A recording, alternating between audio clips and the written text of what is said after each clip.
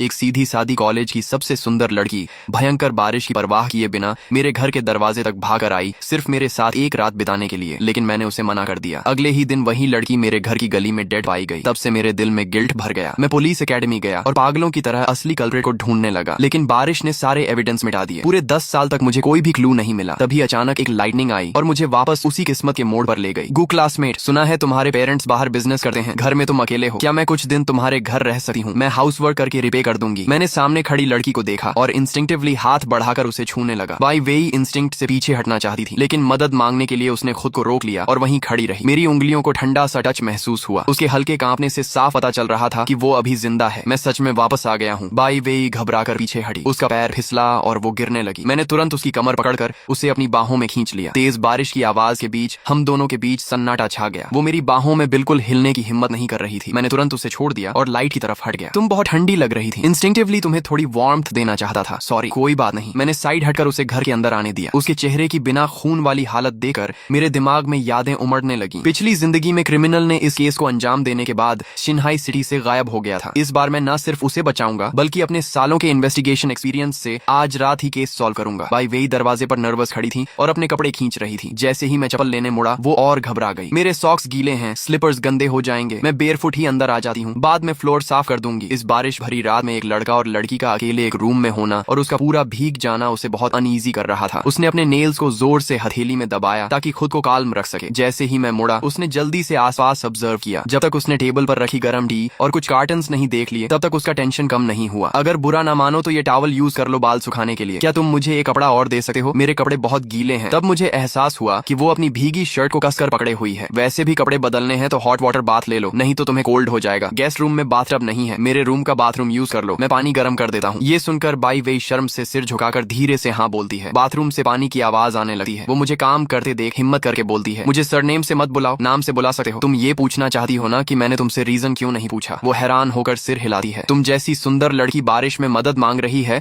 तो जरूर कोई मजबूरी होगी। अगर तुम बताना नहीं चाहती तो पूछना रूड होगा। ये सुनकर उसकी आंखें लाल हो जाती हैं। मैं पानी चेक करता हूँ, फिर उसके पास जाकर दीवार पर हाथ रखकर उसे अपने बीच घेर लेता हूँ। मुझे तुमसे डर नहीं है, लेकिन तुम्हें डर नहीं लगता कि मैं कुछ गलत कर सकता हूँ? वो हल्की सी स्माइल के साथ कहती है, मुझे तुम पर ट्रस्ट है। उसके इस जवाब से मैं कुछ पल के लिए चुप हो जाता हूँ। फिर मुझे याद आता है कि आज रात मुझे जरूरी काम करना है। मैं पीछे हटकर कहता हूँ, जाकर नहा लो, ये कपड़े पहन लेना, तुम्हारे लिए ये ड्रेस की तरह काम करेंगे। वो थैंक्स कहकर बाथरूम चली जाती है। मैं किचन में जाकर जिंजर टी बनाने लगा हूँ। थोड़ी देर बाद वो लूज हुडी पहनकर बाहर आती है। उसके गाल भाप से लाल हो गए होते हैं। उसके घुटनों तक उसकी गोरी टांगे दिखाई दे रही थी। तुम्हारे लिए स्लीपर्स रख दिए हैं। वो गर्म मुलायम स्लीपर्स पहनकर थोड़ा कंफर्टेबल फील करती है। जैसे ही वो बाहर आती है उसे हनी जिंजर सूप की मीठी खुशबू आने लगती है। मैं मग लेकर उसके पास जाता हूँ और कहता हूँ, लो थोड़ा ginger soup P low. By वेई दोनों हाथों से मग पकड़कर धीरे धीरे पीने लगती है। मैं पूछता हूँ, क्या तुम्हारे लिए नूडल्स बना दूं? वो धीरे से कहती है, क्या इससे तुम्हें ट्रबल होगा? मैं मुस्कुरा कर कहता हूँ, अरे नहीं, बस कुछ मिनट्स लगेंगे, तुम्हारे लिए 2 एग्स भी डाल दूंगा। जैसे ही मैं उठने लगा हूँ तभी एक छोटा सा हाथ मेरा हाथ पकड़ लेता है। मुझे फ्राइड एग्स बनाना आता है, मैं भी हेल्प कर देती हूँ। किचन में पहुंचते ही मेरी फास्ट कटिंग देकर बाई वेई हैरान रह जाती है। कुछ ही देर में चॉपिंग बोर्ड पर टोमेटो और हैम के पीसेस परफेक्टली कट जाते हैं। बाई वेई छोटे स्टूल पर चढ़कर ऊपर रखे एग बॉक्स तक पहुंचने की कोशिश करती है। जैसे ही वो ऊपर स्ट्रेच करती है उसकी लूज हुडी हल्की सी ऊपर उठ जाती है। मेरी नजर अनजाने में उस तरफ चली जाती है और मेरा चेहरा तुरंत लाल हो जाता है। तभी बाई वेई को भी एहसास हो जाता है कि मेरी नजर अपनी तरफ महसूस की। वो घबराकर तुरंत अपनी ओवरसाइज्ड हुडी नीचे खींचने लगी, लेकिन छोटे स्टूल पर बैलेंस बिगड़ गया। मैं जल्दी से पीछे से उसे संभालने गया, मगर मेरा हाथ गलती से ऐसी जगह छू गया जहां नहीं छूना चाहिए था। उसका पूरा शरीर एकदम ढीला पड़ गया और वो सीधे मेरी बाहों में गिर पड़ी। उस पल सैंडलवुड और उसके बॉडी वॉश की सिट्रस खुशबू आपस में मिल गई। हम दोनों कुछ सेकंड के लिए बिल्कुल फ्रीज हो गए। तभी उबलते हुए सूप की आवाज ने उस अजीब सी खामोशी को तोड़ा। मैं तुरंत पीछे हटा और झट से उसके हाथ में स्ट्रेनर पकड़ा दिया। तुम नूडल्स हिलाओ, मैं एग्स निकालता हूँ। मुड़ते वक्त मैंने शीशे में अपने लाल बड़े कान देखे। इतने सालों बाद मुझे एहसास हुआ कि मुझे लड़कियों में इंटरेस्ट नहीं था। बस अब तक कोई ऐसी नहीं मिली थी जो मेरे दिल की धड़कनें ऐसे बढ़ा सके। बाई वेई भी शर्म से चेहरा झुकाए नूडल्स हिला रही थी। तेल के तड़कने की आवाज हमारे तेज धड़कते दिलों को छुपा रही थी। थोड़ी ही देर में टोमेटो नूडल सूप की खुशबू पूरे किचन में फैल गई। मैंने नूडल्स टेबल पर रखे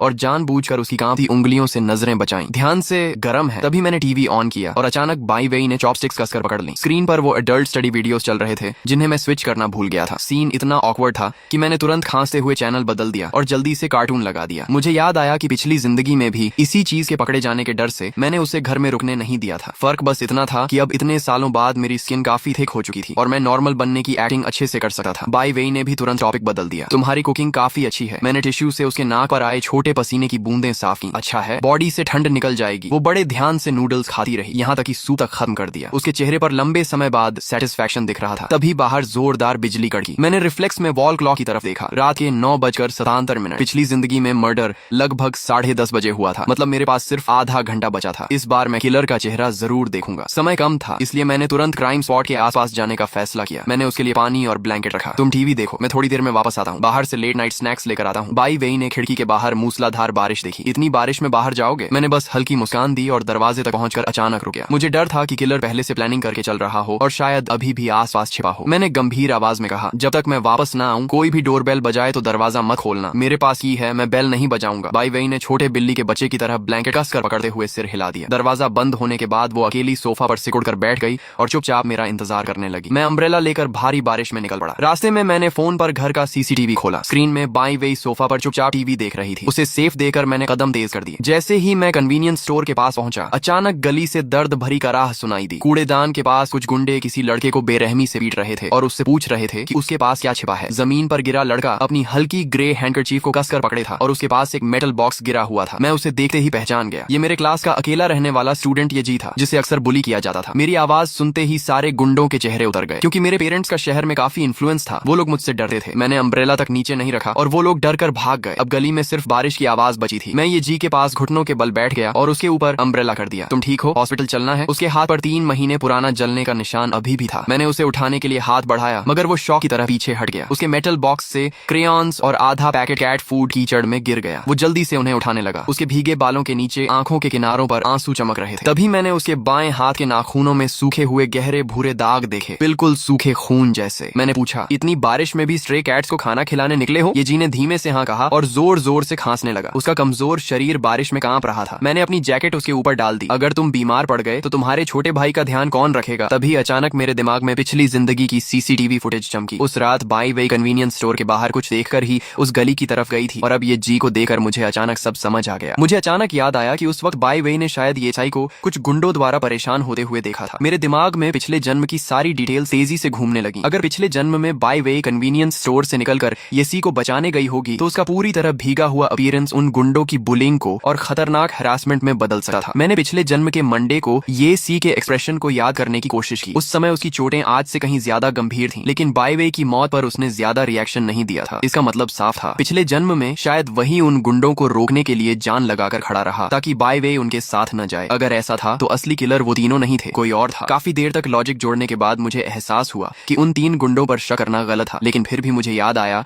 कि शायद उनके पास नाइफ हो सकती है। इसलिए उन्हें छोड़ देने पर मुझे तुरंत पछतावा हुआ। जहां तक घायल येसी की बात ही, पिछले जन्म में वो ठीक ठाक ग्रेजुएशन तक जिंदा रहा था, इसलिए फिलहाल मैंने उसे साइड में रखने का फैसला किया। मैंने उससे कहा, अगर तुम ठीक हो तो जल्दी घर चले जाओ। मैं मुड़कर जाने ही वाला था, तभी मेरी नजर उसकी टूटी हुई अम्ब्रेला पर पड़ी। मैंने बिना कुछ कहे अपनी ब्लैक अम्ब्रेला उसके हाथ में पकड़ा दी और कहा, अगर रास्ते में कुछ चाहिए तो इसी तरफ आ जाना। मुझे अभी कुछ काम है, इसलिए मैं तुम्हें छोड़ नहीं सकता। ध्यान से जाना और जल्दी घर पहुंचना। उसके माना करने से पहले ही मैं तेज बारिश में गायब हो चुका था। बारिश इतनी तेज थी कि वो तीनों गुंडे ज्यादा दूर नहीं जा पाए थे। वो एक पुराने शेड के नीचे खड़े होकर मुझे लेकर गालियां देते हुए बात कर रहे थे कि क्या मेरे सिर पर बोरा डालकर मुझे सबक सिखाया जाए, लेकिन मेरे फैमिली बैकग्राउंड की वजह से उनमें हिम्मत नहीं हो रही थी। तभी अचानक मैं पूरी स्पीड से उनके सामने पहुंच गया। तीनों डर गए और उन्हें लगा मैं पैसे मांगने आया हूँ। वो तुरंत पीछे हटने लगे। मैंने मुस्कुराते हुए कहा, दोस्तों एक चीज चाहिए। वो सस्पिशियस होकर एक दूसरे को देखने लगे। मैंने शांत आवाज में कहा, पैसे नहीं, नाइफ चाहिए। तीनों वहीं फ्रीज हो गए, जैसे उन्हें मेरी बात समझ ही नहीं आई हो। मैंने हल्का सा हंसकर कहा, तुम लोग बाहर घूमते हो और अपने पास नाइफ भी नहीं रखते। मेरी प्रोवोक करने वाली बात काम कर गई। ग्रीन हेयर वाला लड़का तुरंत अपनी बटरफ्लाई नाइफ निकालकर स्टाइल मारने लगा। मैंने बस एक नजर डाली और समझ गया कि ये वो वेपन नहीं था जिसकी तलाश मुझे थी। फोरेंसिक रिपोर्ट में बताया गया था कि मर्डर वेपन का कट बहुत स्मूथ था, जबकि ये नाइफ बहुत फ्लैशी थी। मैंने कहा, मैं 100 युएन दूंगा अगर किसी के पास फ्रूट नाइफ जैसी कोई नाइफ हो। पैसे का नाम सुनते ही बाकी 2 गुंडे भी जल्दी से अपनी नाइफ्स निकाल लाए। एक के पास स्विस नाइफ थी और दूसरे के पास मिलिट्री फोल्डिंग हंटिंग नाइफ, लेकिन दोनों में से कोई भी वो वेपन नहीं थी जिसकी मुझे तलाश थी। मैंने कैजुअली कहा, नाइफ्स अच्छी हैं, लेकिन मेरे पास सिर्फ 100 युएन है, रहने दो। और उनके गुस्से भरे एक्सप्रेशंस को इग्नोर करके मैं दोबारा बारिश में निकल गया। अब ये साफ था कि उन तीनों के पास वो मर्डर वेपन नहीं थी, मतलब ये क्लू भी खत्म हो चुका था। मेरे अंदर फ्रस्ट्रेशन आग की तरह जलने लगी। सच कहूं तो सबसे आसान तरीका यही था कि मैं पिछले जन्म की तरह बाई वेई को रिजेक्ट कर देता और सीक्रेटली उसका पीछा करता। ऐसा करता तो शायद मैं उसी रात किलर को रंगे हाथ पकड़ लेता, लेकिन इस बार जब मैंने उसे जिंदा और सुरक्षित देखा तो मैं फिर से उसकी जान को खतरे में डालने की हिम्मत नहीं कर पाया, चाहे मुझे समुद्र में सुई ढूंढने जैसी मुश्किल इन्वेस्टिगेशन करनी पड़े। लेकिन मैं दोबारा उसकी जिंदगी पर रिस्क नहीं लेने वाला था। मैं वापस कन्वीनियंस स्टोर गया और एक नई अम्ब्रेला खरीदी। वहाँ के काइंड स्टाफ ने मुझे एक साफ टॉवल दिया ताकि मैं अपने बालों से पानी पोंछ सकूं। मैंने वाटरप्रूफ स्प्रे इस्तेमाल किया, फोन को वाटरप्रूफ बैग में रखा और फिर पिछले जन्म में बाई वे के चलने के अंदाज और स्पीड को याद करते हुए उसी तरह बारिश में निकल पड़ा। मैं उसी डूम्ड क्राइम सीन की तरफ बढ़ रहा था जहाँ सब कुछ शुरू हुआ था। जैसे ही मैं बारिश में घुसा, तेज हवा ने अम्ब्रेला लगभग तोड़ दी। कीचड़, बारिश और टूटे हुए ग्लास पर कदम रखते हुए मैं आखिर उस जगह पहुंच गया जो सीसीटीवी कैमरास के ब्लाइंड स्पॉट की शुरुआत थी। वही जगह जिसे पिछले जन्म की फोरेंसिक रिपोर्ट में बार बार क्राइम सीन बताया गया था। मेरी वाटरप्रूफ वॉच की लाइट धीरे धीरे चमक रही थी। वाटरप्रूफ घड़ी की हल्की रोशनी में समय 22 या 17 दिख रहा था। तभी अचानक तेज हवा चली और मेरी छतरी सीधा उलट गई। मैंने गुस्से में छतरी फेंक दी और बर्फ जैसी ठंडी बारिश को अपने ऊपर गिरने दिया। तभी मेरे फोन ने वाटरप्रूफ कवर के अंदर कंपन किया। मैं भीगी हुई ईंटों की दीवार से टिकर घर का सीसीटीवी खोलता हूँ। गर्म पीली रोशनी वाले कमरे में बाई वे सोफे के कोने में सिकुड़ कर बैठी थी। उसके पैर बेचैनी से हिल रहे थे और उसकी नजर बार बार दरवाजे पर जा रही थी। उसकी आंखों में उम्मीद भी थी और हल्की चिंता भी। मैंने धीरे से कहा, बस थोड़ा और इंतजार करो, घबराना मत। समय धीरे धीरे 22-29 तक पहुंच गया। तभी सामने से अचानक किसी धातु के टकराने की आवाज आई। मैं तुरंत सतर्क होकर उस तरफ बढ़ा, लेकिन वहां पहुंचकर मैं एक जाने पहचाने इंसान को देखकर रुक गया। वह थी जांग यान, शिंघाई नंबर 2 कॉलेज की बदनाम लेकिन मशहूर लड़की। इस वक्त वो एक टूटे हुए अवैध शेड के नीचे बैठी थी और हाथ में पकड़ी फ्रूट नाइफ से सेब छील रही थी। उसने मुझे देखते ही कहा, अरे ओल्ड गू, इतनी रात और इतनी बारिश में यहाँ क्या कर रहे हो? मैंने शांत आवाज में कहा, कुछ काम था, छतरी हवा में टूट गई, तुम यहाँ क्या कर रही हो? जांग यान ने नाइफ की नोक से बैग में पड़े सिकुड़े हुए सेब को उठाया और हल्की हंसी के साथ बोली, माँ के लिए फल लेकर गई थी, लेकिन उन्होंने मुझे वापस भगा दिया। मैं जानता था कि उसका स्कूल बुली वाला नाम सिर्फ लोगों को डराने के लिए था। असल में उसका परिवार बेहद गरीब था और उसकी माँ गंभीर किडनी डिजीज से जूझ रही थी। उसके बारिश वाले जूतों पर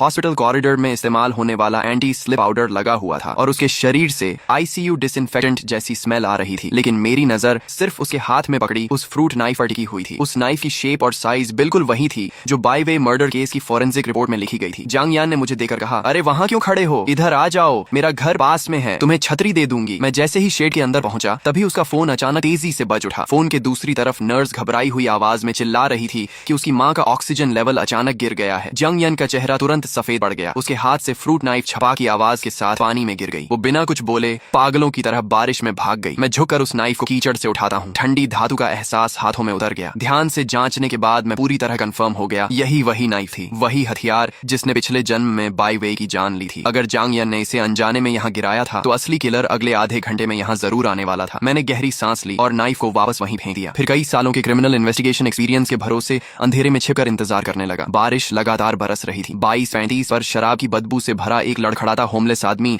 शेड के अंदर घुसा। उसने गलती से एक कैन को लात मार दी और उसके कीचड़ भरे जूते नाइफ के हैंडल से रगड़ खाते हुए निकल गए, जिससे नाइफ और अंदर फंस गई। फिर वो आधी शराब की बोतल लेकर लड़खड़ाता हुआ चला गया। 22:07 पर एक डिलीवरी बॉय तेज ब्रेक लगाते हुए फिसल गया। गिरते समय उसका पैर नाइफ से टकरा गया। वो गालियां देता हुआ उठा और गुस्से में नाइफ को लात मारकर नाले की दरार में धकेल दिया। कुछ ही सेकंड में कीचड़ और गंदे पानी ने पूरी नाइफ को ढक लिया। समय 22:55 हो चुका था। अब उस नाइफ को किसी का अचानक देख पाना लगभग नामुमकिन था। बाई वे की मौत के अनुमानित समय में बस कुछ ही मिनट बाकी थे। तभी अचानक काली रेनकोट और मास्क पहने एक परछाई अंधेरे से उभरी। वह झुकी हुई चाल से धीरे धीरे उस जगह तक पहुंचा जहां नाइफ छिपी थी और नीचे बैठ गया। मेरा पूरा शरीर एकदम दन गया। जैसे ही उसने नाइफ पकड़ने के लिए हाथ बढ़ाया, उसकी कलाई पर बनी बड़ी सल्फर एसिड बर्न स्कार साफ दिखाई दी। मैं तुरंत अंधेरे से बाहर निकल आया। हल्की रोशनी में जब मैंने रेनकोट के नीचे का चेहरा देखा तो मेरे होश उड़ गए। वो शिंघाई नंबर 2 कॉलेज का सबसे सम्मानित इंसान, केमिस्ट्री टीचर ली मिंग युआन था। मेरे अंदर तूफान उठ गया। 3 महीने पहले उसने लेबोरेटरी में लड़ रहे स्टूडेंट्स को बचाते हुए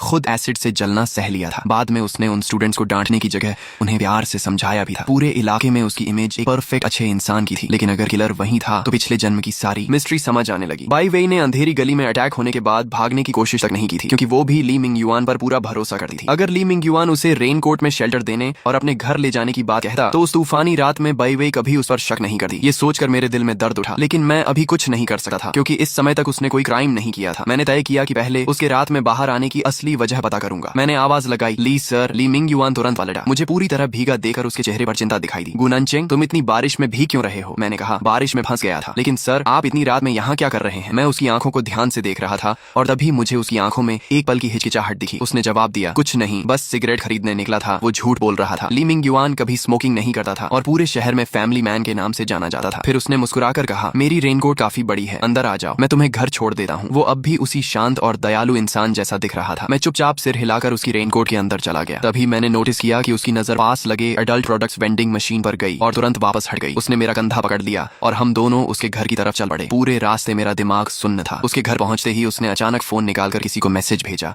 और फिर जल्दी से फोन रख लिया। लगता है मैं चाबी लाना भूल गया। लेकिन मुझे साफ महसूस हुआ था कि उसकी कमर पर चाबी टंगी हुई थी। ये उस रात का उसका दूसरा झूठ था। मेरे मन का शक और बढ़ गया। कुछ देर बाद दरवाजा खुला। सामने उसकी पत्नी शनचिंग खड़ी थी, जो उसी कॉलेज में केमिस्ट्री टीचर थी। उसने पतला सिल्क रो पहना हुआ था, जिसकी बेल्ट ढीली थी और उसका चेहरा हल्का लाल था। घर के अंदर से गर्म रोशनी बाहर आ रही थी। मैंने देखा कि टेबल पर आधी गिरी हुई वाइन बॉटल, जलती हुई सेंटेड कैंडल्स और बिखरी हुई रोज पेटल्स पड़ी थी और पूरे कमरे में एक अजीब सा माहौल फैला हुआ था। जलती हुई सेंटेड कैंडल्स और फर्श पर बिखरी रोज पेटल्स। कमरे की हवा में अब भी अधूरी रोमांटिक वार्मथ बाकी थी। उसी पल मेरे दिमाग में जैसे बिजली कौंध गई। सारी बिखरी हुई क्लूज अचानक एक सीधी लाइन में जुड़ गईं। आज रात ली मिंग युआन अपनी पत्नी के साथ रोमांटिक टाइम बिताने वाला था, लेकिन घर में एडल्ट प्रोडक्ट्स खत्म हो गए थे, इसलिए वो तूफानी बारिश में बाहर निकला था। रास्ते में अपनी आदत के मुताबिक उसने ब्लॉक्ड ड्रेनेज साफ करने की कोशिश की और तभी उसे वो फ्रूट नाइफ मिली। फिर संयोग से उसकी मुलाकात मुझसे हो गई। मुझे उस हालत में देखकर वो मुझे अकेला छोड़ना नहीं चाहता था, इसलिए अपने साथ घर ले आया। और अभी थोड़ी देर पहले चाबी भूल गया वाला झूठ सिर्फ इसलिए था ताकि उसकी पत्नी जल्दी से अपने रिवीलिंग क्लोथ्स बदल सके। उस पल उसकी सारी अजीब हरकतों का जवाब मुझे मिल गया। शनचिंग ने चिंतित होकर कहा, इतना भी कैसे गए? जल्दी ये टॉवल लो। मैंने टॉवल लेते हुए कहा, थैंक्स शिमू, मैं बाल सुखा रहा था। लेकिन मेरे मन की शंका अब और भी गहरी कंफ्यूजन में बदल चुकी थी। अगर ली मिंग युआन सच में वही दयालु इंसान था, अगर उसकी पत्नी सच में उसका इंतजार कर रही थी, तो क्या ऐसा आदमी सच में किसी फीमेल स्टूडेंट को मरने के लिए छोड़ सकता था? तभी शनचिंग की नजर ली मिंग युआन के हाथ में पकड़ी गंदी नाइफ पर गई। उसने हैरानी से पूछा, ये नाइफ कहाँ से मिली? इतनी गंदी क्यों है? ली मिंग युआन ने कैजुअली जवाब दिया, ड्रेनेज के पास पड़ी थी, काफी गार्बेज अटका हुआ था। फिर रास्ते में गुनानचंग मिल गया तो फेंकना भूल गया। इतना कहकर वो नाइफ को डस्टबिन में डालने लगा। लेकिन तभी मुझे अचानक कुछ अजीब महसूस हुआ। मैंने तुरंत कहा, एक मिनट ली सर, ये नाइफ मुझे दिखाइए। ली मिंग युआन ने बिना सोचे नाइफ को उल्टा घुमाकर मुझे हैंडल की तरफ से पकड़ाया और ब्लेड अपनी तरफ रखा। उसका ये छोटा सा अनकॉन्शियस एक्शन फिर साबित कर रहा था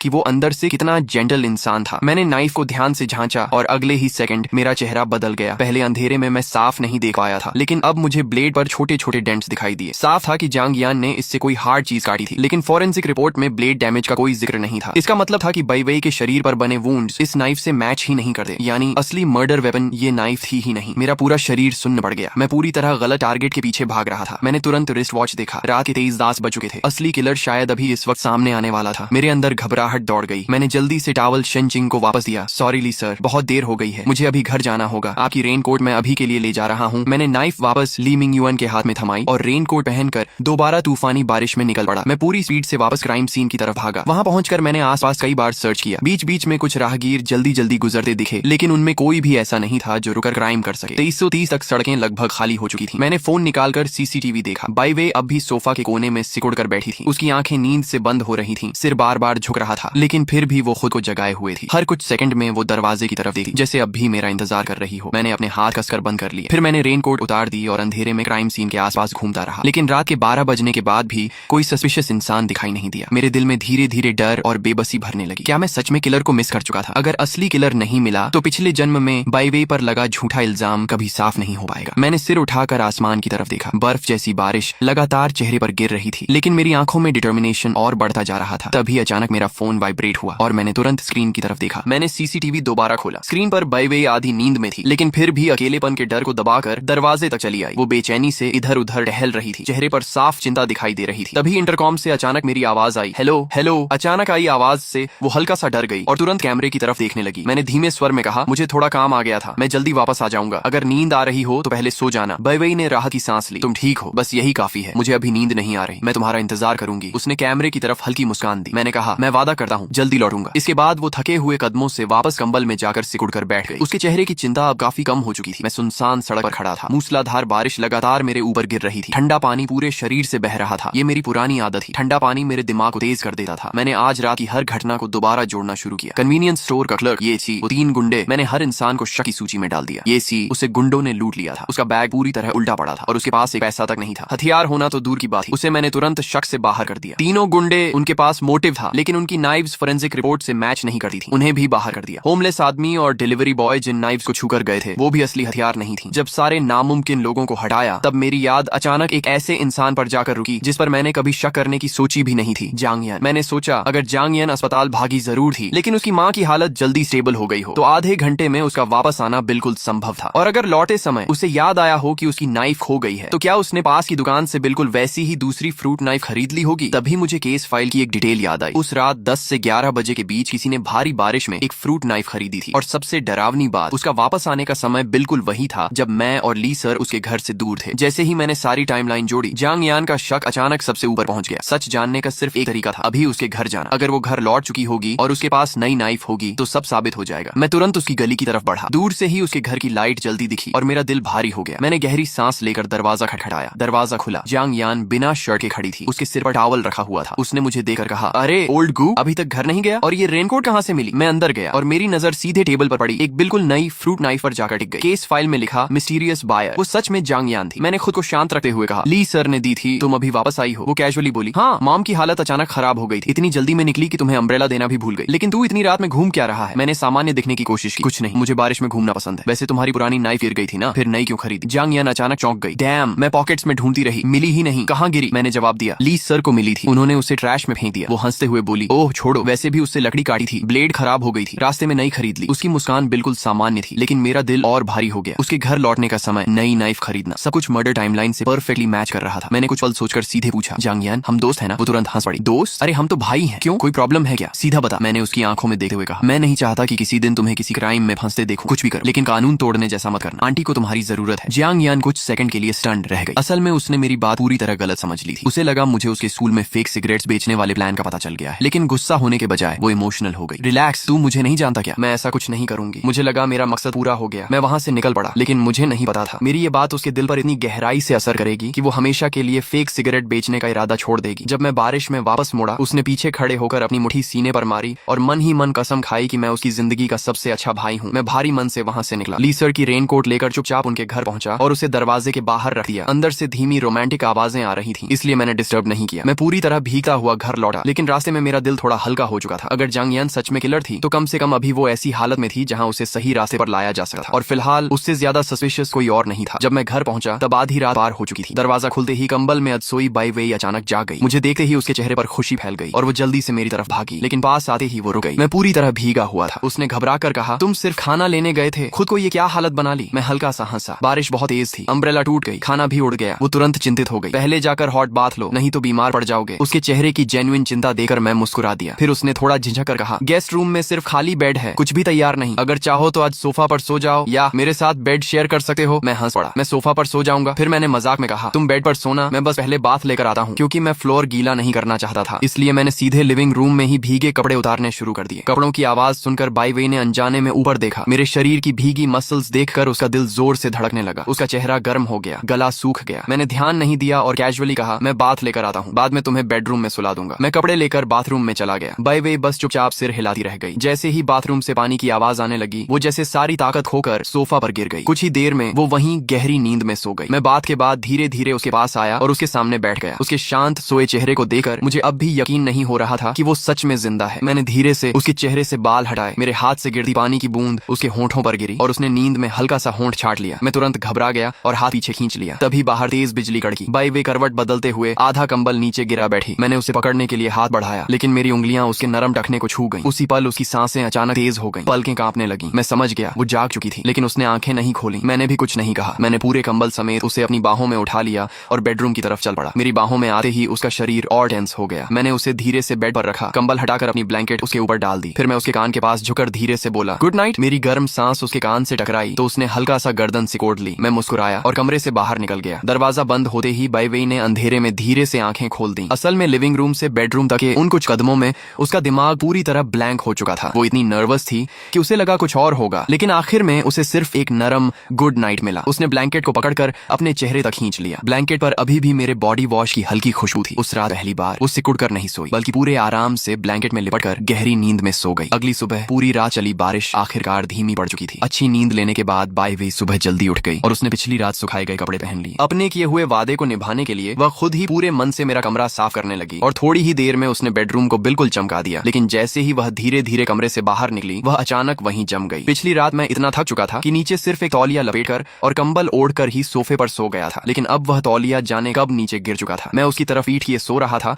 और यह नजारा देखते ही बाई वेई का चेहरा एकदम लाल पड़ गया। खुद का ध्यान हटाने के लिए उसने जल्दी से फ्रिज में रखी चीजों से सैंडविच और गर्म दूध बनाना शुरू कर दिया, लेकिन उसके दिमाग में बार बार वही शर्म से भरा दृश्य घूम रहा था। तभी उसने नाश्ता टेबल पर रखा और उसी समय मेरी आंख खुल गई। आधी नींद में मैंने आदतन अपना हाथ बेड के पास रखी बंदूक की तरफ बढ़ाया, लेकिन वहां सिर्फ ठंडी कांच की मेज थी। मैं अचानक उठ बैठा और महसूस किया कि मेरे कंधे का वह पुराना जख्म जो पिछली जिंदगी में अपराधियों का पीछा करते समय लगा था, अब बिल्कुल दर्द नहीं कर रहा था। मैंने हैरानी से अपना शरीर देखा तो लड़ाइयों के सारे निशान गायब थे और उनकी जगह एक जवान और स्वस्थ शरीर था। उसी पल मुझे सच का एहसास हुआ। मैं सच में 10 साल पीछे लौट आया था। मैं तुरंत खुले बेडरूम की तरफ देखने लगा और मेरा दिल तेजी से धड़कने लगा। लेकिन जैसे ही मैंने रसोई में बाई वेई को काम करते देखा, मैं राहत की सांस लेकर वापस सोफे पर गिर पड़ा। ये सपना नहीं था, वह सच में उस तूफानी रात से बच गई थी। पिछली जिंदगी में एक पुलिस अफसर होने के कारण मैंने हमेशा पछतावा और थकान भरी जिंदगी जी थी। मुझे कभी अपनी जवानी जीने का मौका ही नहीं मिला, लेकिन अब वह भी मेरे पास थी और मेरी जवानी भी लौट आई थी। इस बार मैंने फैसला कर लिया कि मैं अपनी जिंदगी दोबारा सही तरीके से जीऊंगा। गुनानचेंग, उठ जाओ, नाश्ता तैयार है। पता नहीं तुम्हें पसंद आएगा या नहीं। बाईवी ने डाइनिंग एरिया से चुके से सिर बाहर निकाला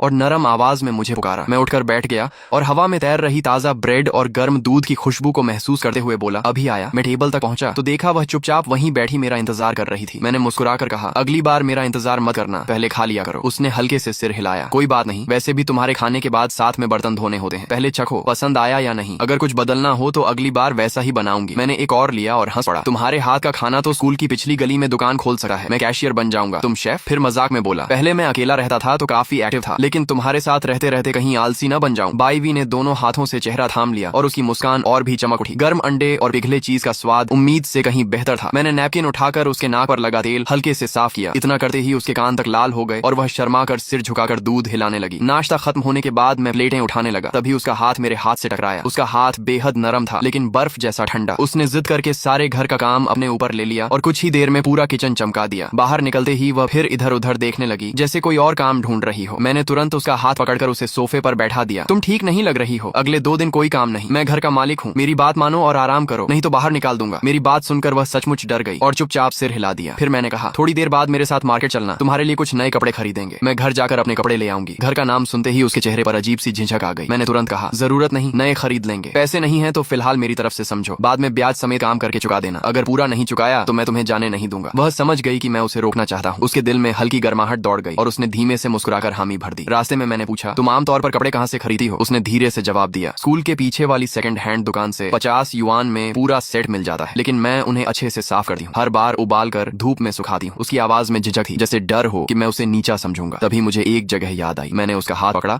और उसे मोड़ के पास एक बड़े शीशे वाली दुकान तक ले गया। अंदर एक पुरानी दर्जी की दुकान थी जहाँ घंटियों की आवाज और धीमा संगीत मिलकर अजीब सी सुकून भरी हवा बना रहे थे। महंगे कपड़ों को देखकर बाईवी ने घबराकर मेरी बांह पकड़ ली। ये जगह बहुत महंगी लग रही है, मैंने मुस्कुराकर कहा। दुकान वाली मेरी माँ की पुरानी दोस्त है, स्टूडेंट्स के लिए खास डिस्काउंट देती है, टेंशन मत लो। अंदर जाते ही कपड़ों और इस्त्री की खुशबू फैल गई। काउंटर के पीछे बैठी शुई ने हमारी तरफ देखा, फिर हमारे जुड़े हाथों पर नजर डालकर मुस्कुरा उठी। अरे वाह, कितनी प्यारी लड़की है। नानचिंग, गर्लफ्रेंड को कपड़े दिलाने लाए हो क्या? इतना सुनते ही बाईवी के कान लाल हो गए। मैंने उसकी घबराहट समझकर धीरे से हाथ छोड़ दिया और कहा, शुई, इसके लिए मौसम बदलने वाले कुछ आरामदायक कपड़े दिखा दो, कॉटन वाले अच्छे रहेंगे। शुई मुस्कुराते हुए उसे पर्दे के पीछे ले गई। पर्दा पूरी तरह ढक नहीं रहा था, इसलिए बाईवी बार बार झेप कर खुद को छिपाने की कोशिश कर रही थी। मैं खिड़की के पास बैठकर कैटलॉग देखने लगा। तभी अंदर से उसकी धीमी सी शर्माई आवाज सुनाई दी, वो लेस वाला सच में उसकी जरूरत नहीं। शुई हंसते हुए बोली, औरतों को सबसे पहले खुद को खुश करना चाहिए, अंदर पहने जाने वाले कपड़े बस वही होने चाहिए जो खुद को पसंद हो। ये वाला पहनोगी तो नानचेंग उस पर से नजर ही नहीं हटा पाएगा, तुम्हें भी पसंद आएगा और उसे भी, दोनों का फायदा। बाईवी कई बार कहना चाहती थी कि उनका रिश्ता वैसा नहीं है, लेकिन हर बार शब्द उसके होंठों तक आकर रुक जाते। आखिर में वह बस शर्म से लाल चेहरा लिए चुपचाप सिर झुका गई। अंदर के कपड़े चुनने के बाद शुई फिर कई सेट कपड़े लेकर पर्दे के पीछे चली गई। उधर कपड़ों की सरसराहट सुनकर मेरे दिमाग में उसकी अलग अलग तस्वीरें घूमने लगीं और गर्दन तक गर्मी चढ़ गई। तभी पर्दा अचानक खुला। अजीब तो नहीं लग रहा? बाईवी ने स्कर्ट पकड़कर हल्का सा घूमते हुए पूछा। हल्की धूप में पतली कॉटन की ड्रेस उसके चारों तरफ ऐसे लहरा रही थी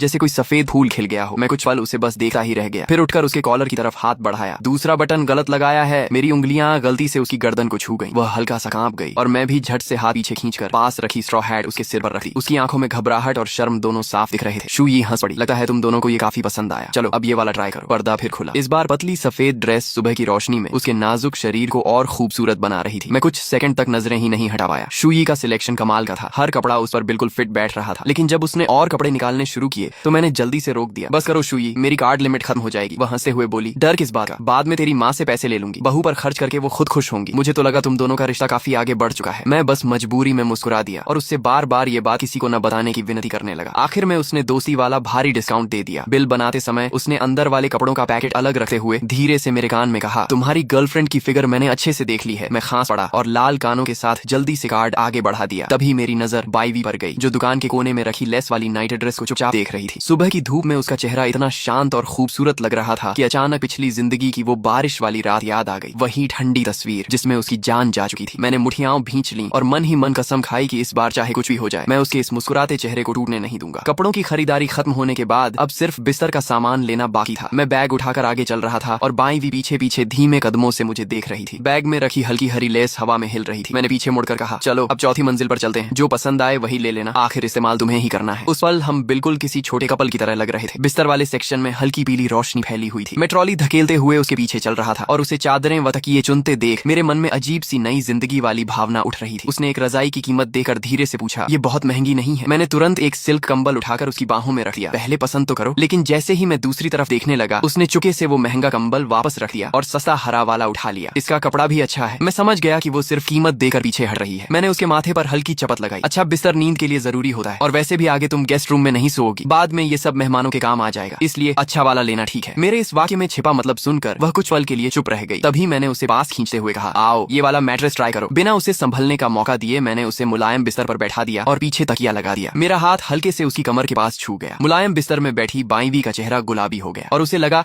जैसे आसपास की हवा भी मीठी हो गई हो। सारी खरीदारी खत्म होने के बाद उसने ट्रॉली में रखे सामान को देखते हुए धीरे से कहा, थैंक यू गुनानचेंग। तभी मैं अचानक रुक गया और वह सीधा मेरी पीठ से टकरा गई। मैंने तुरंत दरवाजे की तरफ देखा। मेरी हरकत देकर उसे मेरी जरूरत से ज्यादा सुरक्षा वाली आदत महसूस हुई, लेकिन उसकी आंखों में हल्की मिठास भी झलक उठी। मैं धीरे से दरवाजे के पास जाकर झिड़ी से बाहर देखने लगा और अगले ही पल मेरा दिल जोर से धड़क उठा। बाहर जियांग यान खड़ी थी, वही लड़की जो अभी मेरी नजर में सबसे बड़ी शकी थी। पिछली जिंदगी में आज के दिन वो कभी मेरे घर नहीं आई थी, यानी इस बार घटनाएं बदल चुकी थी। मैंने खुद को संभालते हुए दरवाजा खोला। जियांग यान, तुम यहाँ? वो मुस्कुराई। क्या बिना काम के नहीं आ सकती? कल रात इतनी बारिश में तुम पूरी तरह भीग गए थे, लगा कहीं बीमार न पड़ जाओ, इसलिए माँ से कहकर अदरक वाला सूप बनवाया है। उसके हाथ में रखा थर्मस देकर मुझे समझ आया कि कल रात उसे समझाने जाना बेकार नहीं गया था। शायद उसी वजह से वो इतना भावुक हो गई थी। उसके चेहरे पर सच्ची दोस्ती साफ दिख रही थी और मैं कुछ पल समझ ही नहीं पाया कि क्या सोचूं। मैंने बस सिर दबाते हुए कहा, सच कहूं तो थोड़ा भारी लग रहा है। वह तुरंत बोली, तो जल्दी से गरम गरम पी लो। तभी उसकी नजर मेरे पीछे खड़ी बाई वी पर पड़ी। वह कुछ पल हमें देखती रही, फिर अचानक मुस्कुरा उठी। ओह समझ गई, भाभी जी नमस्ते, लगता है मैं गलत टाइम पर आ गई। फिर उसने थर्मस आगे बढ़ाते हुए कहा, ये रेड डेट और अदरक वाला सूप है, भाभी के लिए भी अच्छा रहेगा, मुझे अस्पताल वापस जाना है, माँ अकेली है। इतना कहकर वह जल्दी से चली गई। मैं उसकी जाती हुई पीठ को देखता रहा। दिल के अंदर अजीब सी उलझन थी। इतनी सीधी और वफादार लड़की क्या सच में वही खून करने वाली हो सकती है? मैं तो अब बस यही चाहता था कि जल्द से जल्द कोई और असली गुनहगार सामने आ जाए और उसके ऊपर से शक हट जाए। बाईवी भी दरवाजे की तरफ देखते हुए बोली, सब कहते हैं वो स्कूल की सबसे खराब लड़की है, लेकिन वो तो बिल्कुल वैसी नहीं लगी। मैंने थर्मस खोलते हुए जवाब दिया, हर इंसान वैसा नहीं होता जैसा बाहर से दिखता है, उसके पास भी अपनी मजबूरियां हैं। अंदर से अदरक और खजूर की तेज खुशबू उठी। मैंने 2 कटोरे भरे और एक उसके हाथ में दे दिया। तुम भी कल रात काफी भीगी थी, चेहरा भी कमजोर लग रहा है, थोड़ा ज्यादा पीना। गर्म सूप गले से उतरते ही पूरे शरीर में गर्मी फैल गई। बाईवी धीरे से बोली, मैं हमेशा लोगों से उसकी बुराई ही सुनती थी, पर वो तो काफी अच्छी लगी। मैंने धीमे स्वर में कहा, हालात इंसान को बदल देते हैं, वरना वो ऐसी नहीं बनती। हालात, ये शब्द सुनते ही बाईवी की आंखें हल्की उदास हो गईं, जैसे उसके अपने पुराने घाव छू गए हों। मैंने उसकी तरफ देखते हुए कहा, अब से बार बार थैंक यू मत कहा करो, शब्दों से ज्यादा काम मायने रखते हैं। जब तक तुम मेरा एहसान चुका नहीं देती, तुम्हें कुछ नहीं होने दूंगा। वह हल्का सा शर्मा गई, लेकिन फिर भी चुपचाप सिर हिला दिया। सामान की डिलीवरी का पता देकर हम वापस घर की तरफ चल पड़े। रास्ते में एक दुकान से मीठी खुशबू आ रही थी, तो मैंने गर्म चावल की केक खरीद ली। उसे ठंडा करके उसके होंठों तक ले गया। उसने एक छोटा सा कौर लिया और मीठी चाशनी उसके होंठों पर लग गई। मैंने अंगूठे से हल्के से साफ करते हुए पूछा, कैसा है? वो मुस्कुराई, बहुत मीठा और बहुत अच्छा। मैंने हंसकर कहा, अगली बार तुम्हें फूड स्ट्रीट ले जाऊंगा, वहाँ इससे भी ज्यादा स्वादिष्ट चीजें मिलती हैं। मेरी बातें सुनते हुए वो चुपचाप मेरी पीठ को देखती रही और मुझे बिल्कुल अंदाजा नहीं था कि उसके दिल में मेरे लिए क्या क्या बदलने लगा था। उसके दिल में आज भी बचपन में पार्क में किया गया हमारा वो वादा बसा हुआ था। जब हम रोजमर्रा का सामान खरीदकर घर लौटे, तब तक नया बिस्तर भी आ चुका था। मैं गेस्ट रूम के फर्श पर घुटनों के बल बैठकर बेडशीट लगा रहा था, जबकि बाईवी नए तकिए को सीने से लगाए पास खड़ी थी। उसने धीरे से कहा, ये मैं कर देती हूँ। मैंने हंसते हुए जवाब दिया, नहीं रहने दो, मुझे डर है कहीं तुम खुद को ही रजाई में सिल ना लो। इतना कहकर मैंने नई चांद जैसी सफेद चादर झटके से खोली और मजाक में उसके सिर पर डाल दी। फिर मुस्कुराकर बोला, अब ये पूरा कमरा, ये पूरा घर तुम्हारा है, जब तक तुम्हारा मन करे यहाँ रह सकती हो। मेरी ये साधारण सी बात सीधे उसके दिल में उतर गई। वह अचानक पलटकर दूसरी तरफ देखने लगी। मैंने महसूस किया कि कमरे की हवा जैसे बदल गई हो। उसके कंधे हल्के हल्के कांप रहे थे। वह रो रही थी। शायद पहली बार उसे सच में किसी घर जैसा एहसास मिला था। माहौल हल्का करने के लिए मैंने जानबूझकर मजाक किया, इतनी जल्दी इमोशनल मत हो, किराया तो मैं फिर भी लूंगा, रहना फ्री नहीं है, सोच लो ये कर्ज कैसे चुकाओगी। मेरी बात सुनकर बाईवी ने आंखों के किनारे पहुंचे, फिर मेरी तरफ मुड़ी। उसकी आंखें हल्की लाल थीं, लेकिन चेहरे पर बेहद चमकदार और दिल से निकली मुस्कान थी। मैं अभी उसे ठीक से सेट करके खुद सोफे पर थोड़ा आराम करने ही वाला था कि अचानक डोरबेल जोर से बज उठी। बाईवी डरकर तुरंत एक कदम पीछे हट गई। पिछले जन्म की उस दर्दनाक घटना के बाद मेरी नसें हमेशा तनी रहती थी। मैं जरा भी लापरवाह होने की हिम्मत नहीं कर सकता था। मुझे डर था कि कहीं दरवाजे के बाहर वहीं छिपा हुआ कातिल न हो। मैं झटके से उठा और तुरंत बाईवी को अपने पीछे छुपाकर दरवाजे की तरफ देखने लगा। फिलहाल कहानी यहीं तक, लेकिन आगे जो सच सामने आने वाला है वो सब कुछ बदल देगा। अगर इस वीडियो पर 10K लाइक्स आए तो अगला पार्ट आज ही अपलोड होगा और यकीन मानो आगे का ट्विस्ट दिमाग हिला देगा।